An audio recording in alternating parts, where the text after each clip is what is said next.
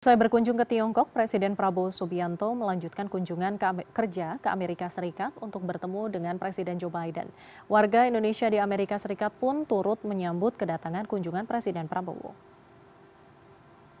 Sejumlah warga Indonesia di ibu kota Amerika Serikat dan sekitarnya menyambut baik kedatangan Presiden baru Republik Indonesia Prabowo Subianto. Mereka rela menunggu lama untuk menyambut Presiden. Salaman sama Pak Prabowo, sama Mas Didi, sama Pak Menteri. Alhamdulillah seneng, nggak sia-sia datang dari New York jauh-jauh, dari jam 4 subuh. Perjuangan dari 2014 sampai sekarang, akhirnya Pak Prabowo jadi presiden. Terharu banget ya, kita sampai nangis nih, karena penantian panjang banget gitu, larinya ke hati gitu sampai nangis. Menurut saya dia the best, oke? Pokoknya dia benar-benar care sama rakyatnya gitu. Mudah-mudahan kita ke depan semakin maju, adil, makmur, bisa seperti negara-negara superpower lainnya. Gitu. Sebelumnya ya 2 kali saya bertemu beliau sebagai Menhan waktu itu. Kesannya, beda lah, keren, mantap. Rencananya Presiden Prabowo akan bertemu Presiden Amerika Serikat pada Selasa waktu Washington DC. Ini adalah kunjungan pertama Prabowo ke Amerika Serikat setelah resmi dilantik sebagai Presiden Republik Indonesia pada Oktober.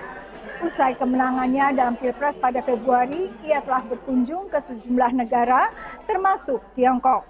Tiongkok pun termasuk salah satu negara yang pertama memberi selamat. Kali ini pun Prabowo berkunjung ke Amerika Serikat setelah sebelumnya ke Tiongkok, bertemu Presiden Xi Jinping dan menekankan kembali persahabatan kedua negara. As you know, Indonesia consider China not only as a great power but as a great civilization.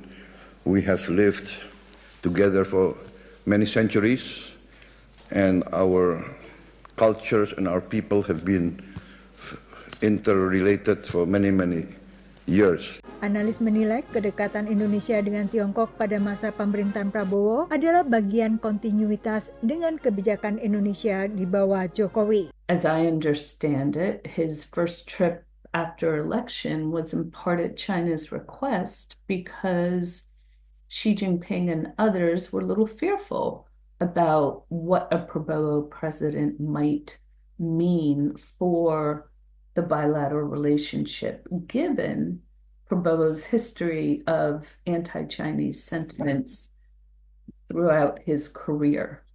And they were looking for some sense of reassurance from Prabowo that the expansion of ties that had occurred under Jokowi would be continued. Usai berkunjung ke Amerika Serikat, Prabowo akan melanjutkan perjalanan ke KTT negara-negara Asia Pasifik di Peru, lalu KTT G20 di Brazil. Dari Washington DC, Yuni Salim, Taris Hirziman, Eva Masrieva, dan tim VOA.